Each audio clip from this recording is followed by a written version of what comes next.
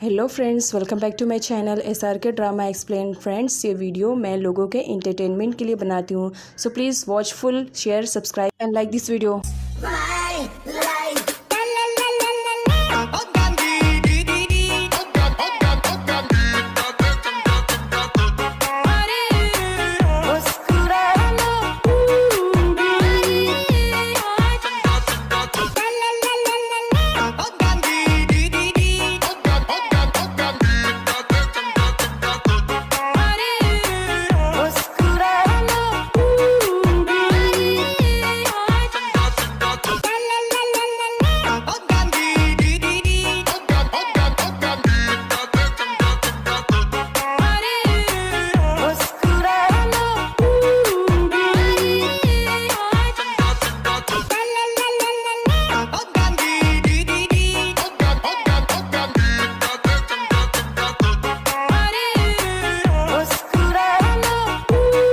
Part की starting में class का सीन दिखाया जाता है। जुएंग बहुत ही ज़्यादा खुश दिखाई दे रहा होता है। वो सारे स्टूडेंट से कहता है, अगर मिस वी को लाइक करते हो ना तो फटाफट मेरे पास आ जाओ, मेरे पास कुछ है मिस वी के बारे में।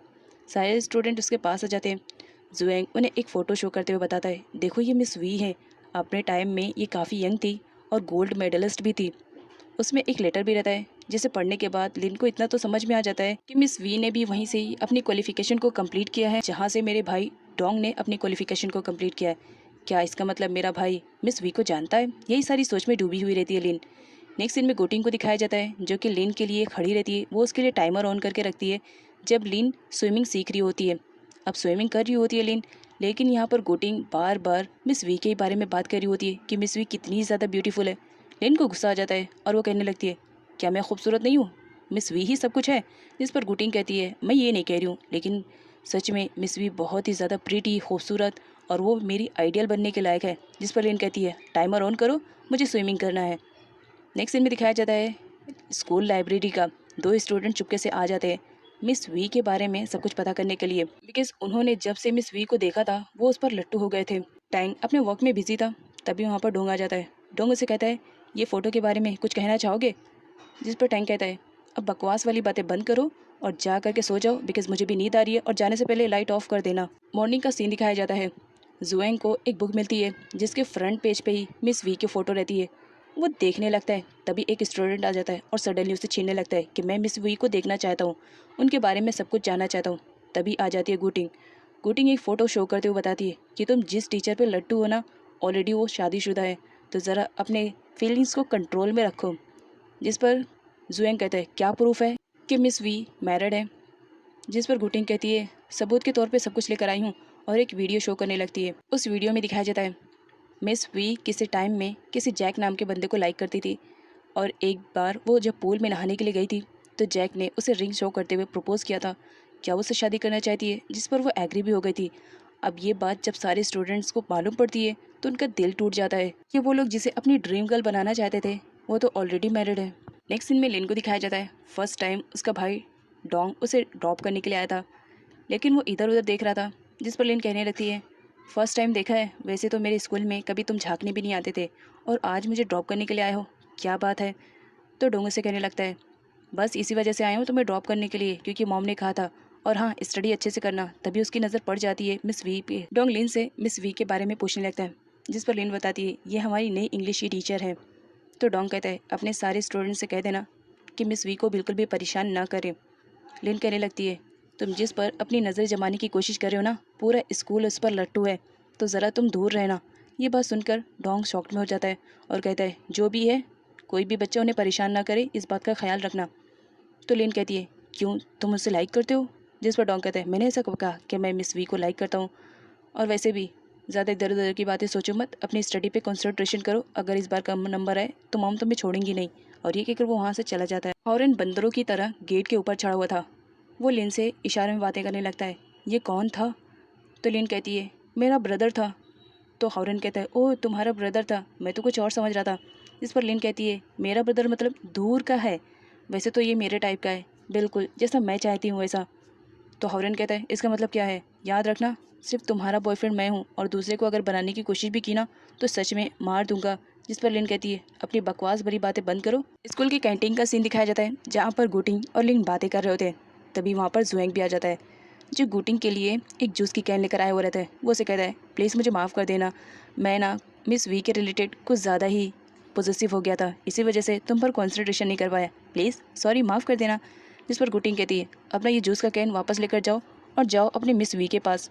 यहाँ पर लिन नोटिस करती है कि उसी कैंटीन में तो अदर स्टाफ भी बैठे हुए रहते हैं, लेकिन उसे बुरा तो तब लगता है जब वो टैंग के साथ मिस वी को देखती है। टैंग अपना लेक्चर ले रहा होता है, बट यहाँ पर लिन तो उस पर ही फोकस कर रही होती है कि आखिर इन दोनों के बीच में चल क्या रहा है। क्या मिस वी टैंग को लाइक करती है या टैंग मिस वी को?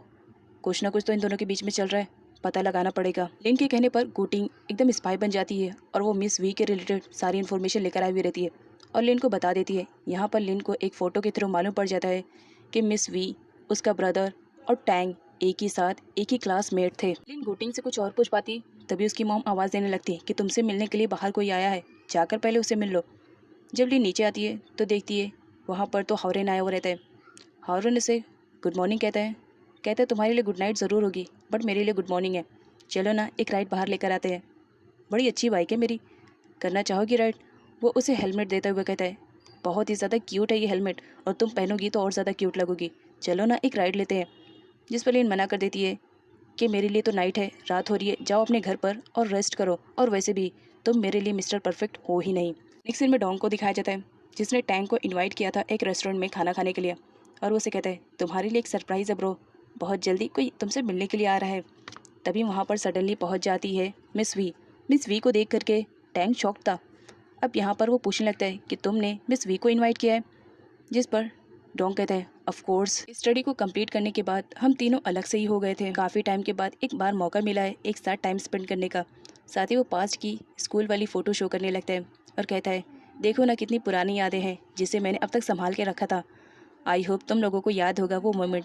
जिस पर टैंग कहता है, ऑफ कोर्स मैं कैसे भूल सकता हूँ। अब यहाँ पर पास्ट का सीन दिखाया जाता है, जब किसी टाइम में ये तीनों एक ही क्लास में पढ़ते थे। वो लोग इसी तरह एक रेस्टोरेंट में आए हुए रहते हैं। तभी अचानक से एक स्पून गिर जाता है, जिसे उठाने के लिए जब डोंग नीचे जाता है तो देख करके शॉक रहता है, बिकॉज किसी टाइम में टैंग और मिस वी एक दूसरे को लाइक करते थे, लेकिन इस बार ऐसा कुछ भी नहीं था, ये दोनों बिल्कुल भी डिफरेंट थे। यहाँ पर दिखाया जाता है मिस वी को, जो अपने बारे में सब कुछ बता देती है कि मैंने तो शादी करनी चाहिए थी, लेकिन मैं जिससे शादी करना चाह रही थी उसने मुझे चीट किया, जिसकी वजह से मैंने उससे शादी नहीं की। ये बात जब डोंगो को मालूम पड़ती है तो उसके दिल में डबल वाले लड्डू फूटते हैं, बिकॉज यहाँ पर दिखाया जाता है डोंगो मिस वी को बहुत ज़्यादा लाइक करता था। उस टाइम में वो बहुत ज़्यादा हर्ट हुआ था जब उसे मालूम पड़ा था कि मिस वी और टैंग दोनों एक दूसरे को लाइक करते हैं। नेक्स्ट सीन में दोनों फ्रेंड्स को दिखाया जाता है, जो लिन को ज़बरदस्ती एस्ट्रोलॉजर के पास ले जाने की कोशिश कर रहे होते हैं, लेकिन लिन मना कर देती है कि मुझे किसी भी एस्ट्रोलॉजर के पास जाने की ज़रूरत नहीं है, क्योंकि मैं जानती हूँ मेरा फ्यूचर ब्राइट है। जिस पर उसके दोनों फ्रेंड्स बोलते हैं, हम तो तुम्हें अपने साथ लेके जाना चाहते थे, लेकिन तुम अगर नहीं जाना चाहती हो कोई बात नहीं, तुम जा सकती हो, लेकिन हम दोनों तो जाएंगे अपनी फ्यूचर के बारे में सब कुछ पता करने के लिए। दोनों फ्रेंड्स पहुंच जाते हैं एक एस्ट्रोलॉजर के पास, लेकिन वहाँ की कंडीशन देख करके वो दोनों काफ़ी डर जाते हैं। लेकिन यहाँ पर जुएंग को दिखाया जाता है, वो फर्स्ट जाता है एस्ट्रोलॉजर के पास, जहाँ पर वो उसे कहता है कि अपने फ्यूचर के बारे में पता करने के लिए आए हो ना, कि तुम्हारी फ्यूचर वाइफ कैसे रहेगी, तो मैं तुम्हें बता रहा हूँ, इस गोले में देखो क्या दिखाई दे रहा है। जिस पर जुएंग कह रहा है, हाँ दिखाई दे रहा है ना कि मैं इसमें थोड़ा सा मोटा हो गया हूँ। जिस पर एस्ट्रोलॉजर कहता है, ज़रा ध्यान से देखो, मैं तुम्हारी फ्यूचर वाइफ के बारे में चाह रहा हूँ। अगर तुम जानना चाहते हो कि तुम्हारी फ्यूचर वाइफ कैसी रहेगी तो सुनो, तुम्हारे फ्यूचर वाइफ के रिंकल्स बहुत ही ज़्यादा रहेंगे और वो तुमसे बहुत ही ज़्यादा प्यार करेगी। जब जुएंग बाहर निकलता है तो वो नोटिस करता है कि गुटिंग की आइज़ के पास कुछ इसी तरह के मार्क है जिस तरह के उसने साइन बताया था। तो वो डर जाता है कि नहीं, ऐसा नहीं हो सकता है, गुटिंग भला उसकी वाइफ कैसे हो सकती है। उसके बाद नेक्स्ट नंबर आता है गुटिंग का। जब वो अंदर जाती है तो यहाँ पर एस्ट्रोलॉजर को दिखाया जाता है, वो उसे बताता है कि तुम जानना चाहती हो ना कि तुम्हारा फ्यूचर वाला हस्बैंड कैसा रहेगा, तो सुन लो, तुम्हारा फ्यूचर हस्बैंड बहुत ही ज़्यादा रिच रहेगा और वो तुमसे बहुत ही ज़्यादा प्यार करेगा अगर तुम्हारे आइज़ के नीचे रिंकल्स रहेंगे। ये बात सुनने के बाद गुटिंग को अजीब लगता है। जब वो बाहर आती है तो देखती है कि एक भिखारी बैठा हुआ है और एक हस्बैंड वाइफ पैसों के रिलेटेड झगड़ा कर रहे हैं। तभी उसकी नज़र पहुंच जाती है गुएंग पे, जो कि उसके लिए कुछ सामान खरीद रहा था और उस वक्त उसी के पास पैसे रहते हैं। जिस पर गुटिंग कहती है, क्या ये मेरा फ्यूचर हस्बैंड बनने वाला है? नहीं, ऐसा नहीं हो सकता है। स्कूल का सीन दिखाया जाता है, सारे टीचर आपस में बातें कर रहे होते हैं, बिकॉज उन्हें भी एस्ट्रोलॉजर के बारे में सारी इन्फॉर्मेशन मिल जाती है कि आजकल स्कूल के सारे बच्चे एस्ट्रोलॉजर के पास जाते हैं अपना फ्यूचर पार्टनर ढूंढने के लिए। तो तुम्हें क्या लगता है हमें भी चलना चाहिए? जिस पर टैंक कहता है मैं इन सब बातों में बिलीव नहीं करता हूँ, आई थिंक ये सब बकवास है। उसके बाद सीन दिखाया जाता है घुटिंग का। वो आज स्कूल तो आई हुई रहती है बट अपने फेस पे बड़े बड़े से गोगल्स लगा कर आई हुई रहती है, जिस पर डिम्पी को अजीब लगता है। यहाँ पर वो इंटरनेट पे देखती है किसी ने उसकी फ़ोटोज़ को अपलोड कर दिया है। जब उसकी आइज़ को वो देखती है तो बहुत ज़्यादा परेशान हो जाती है कि ये भद्दी सी फ़ोटो किसने पोस्ट की है। वो फ़ौरन से बच जाती है कि ज़रूर हो ना हो ये जुएंग का काम है। वो जुएंग पर चिल्लाने लगती है कि ये सब तुम्हारा काम हो गया ना। जुएंग वहाँ से भाग जाता है। तभी आ जाती है लीन। वो उसे फ़ोटो शो करते हुए कहती है तुमने इंटरनेट पे इतनी भद्दी सी फ़ोटो क्यों पोस्ट की है? जहाँ पर कोटिंग को बहुत ज़्यादा बुरा लगता है और बाहर आने के बाद सबसे पहले तो वो जुएंग की पिटाई करती है कि तुम्हारा काम है ना, देखो इसमें मेरी आइज़ के नीचे क्या क्या है और तुमने ऐसे ही पोस्ट कर दिया। यहाँ पर लिन को दिखाया जाता है। वो उसे कहती है अपने गूगल से निकालो आखिर क्या प्रॉब्लम है, हम लोग भी तो देखना चाहते हैं। लिन के फोर्स करने पर गुटिंग अपने ग्लासेस निकालती है, जिसे देखने के बाद लिन भी शॉक में रहती है और उसे कहती है तो इसी वजह से तुमने मेरे भाई का कॉन्टैक्ट नंबर मांगा था क्योंकि तुम अपनी आइज़ की सर्जरी करवाना चाह रही थी। तुमने फालतू में अपनी आइज़ के नीचे रिंकल्स क्यों बनवा लिए? तो गुटिंग कहती है क्योंकि एस्ट्रोलॉजर ने मुझे बताया था कि अगर मेरे आइज़ के नीचे रिंकल्स रहेंगे तो इसका मतलब जो मेरा फ्यूचर वाला पार्टनर रहेगा ना वो मेरे काबू में रहेगा। तभी जुएंग नोटिस करता है कि जिस तरह एस्ट्रोलॉजर ने उसे बताया था उसके फ्यूचर वाले पार्टनर के बारे में, गुटिंग तो सेम डिट्टो वैसे ही दिख रही है। इनको बहुत ही ज़्यादा बुरा लगता है। इसी वजह से वो अपने दोनों फ्रेंड से कहती है मुझे भी उस एस्ट्रोलॉजर से मिलना है, चलो मुझे लेकर चलो। जिसकी वजह से वो दोनों फ्रेंड्स उसे लेकर आते हैं। अब यहाँ पर वो बहुत ही ज़्यादा गुस्से में आती है, जिसकी वजह से एस्ट्रोलॉजर भी डर जाता है और उसे कहता है क्या मेरे यहाँ का सब सामान तोड़ने फोड़ने के लिए आई हो, इतने गुस्से में क्यों आई हो? जिस पर लिन कहती है अपना फ्यूचर वाला मिस्टर परफेक्ट ढूंढने के लिए आई हूँ, तुम मुझे बताओ कब और कैसे और कहाँ मिलेगा? जिस पर एस्ट्रोलॉजर उसे बताता है कि तुम्हें कुछ मीटर चलने पड़ेंगे, उसके बाद जो तुम्हारी नज़र के सामने पहले बंदा आएगा वही तुम्हारा मिस्टर परफेक्ट रहेगा। तो लिन वैसे ही करती है। वो जब उतने मीटर चलती है तो सामने देखती है कि कोई नहीं, बस एक प्यारी सी कैट रहती है। वो उसे देखती है और अपनी गोद में उठा लेती है और उसे क्यूट बताती है और वो उसे अपने घर लेकर आती है। नेक्स्ट सीन में दिखाया जाता है लिन स्कूल आई हुई रहती है और अपने फ्रेंड से कहती है एस्ट्रोलॉजर ने जैसे बताया था कि मुझे मेरा मिस्टर परफेक्ट मिल जाएगा, देखो मेरा मिस्टर परफेक्ट मुझे मिल गया। और वो एक क्यूट सी बिल्ली को शो करती है, जिसे देखने के बाद सारे फ्रेंड्स कहते हैं तुम पागल तो नहीं हो गई हो, एक कैट भला तुम्हारा मिस्टर परफेक्ट कैसे हो सकता है? जिस पर लिन कहती है क्यों नहीं हो सकता है, बिल्कुल हो सकता है, देखो ये कितनी ज़्यादा क्यूट है। तो उसकी फ्रेंड कहती है सच में तुम पागल हो गई हो। उसके बाद क्लास सीन दिखाया जाता है। सारे स्टूडेंट तो क्लास में अपनी स्टडी कर रहे होते हैं, लेकिन यहाँ पर लिन उस कैट में ही कुछ ज़्यादा इन्वॉल्व थी। टैंग उसे कहता है कि इस कैट को बाहर लेकर जाओ, लेकिन लिन मना कर देती है। लिन जब अपनी पीटी क्लास को फिनिश करके वापस क्लासरूम में आती है तो देख करके टोटली शॉक्ड रहती है, बिकॉज उसकी वाली तो कैट वहाँ पर रहती ही नहीं है। वो बहुत ज़्यादा परेशान हो जाती है और हर जगह अपनी कैट को ढूंढने लगती है। उसने उस कैट को निकनेम भी दिया था, वो उसके निकनेम से उसे बुलाने लगती है। वो स्कूल के बाहर ग्राउंड में भी उसे ढूंढने लगती है, लेकिन देखती है तो बहुत ज़्यादा परेशान हो जाती है क्योंकि वो कैट तो हारून के हाथों लग जाती है। हारून उसे कहता है ये कैट बहुत ही ज़्यादा प्यारी है, क्या मैं इसे रख सकता हूँ?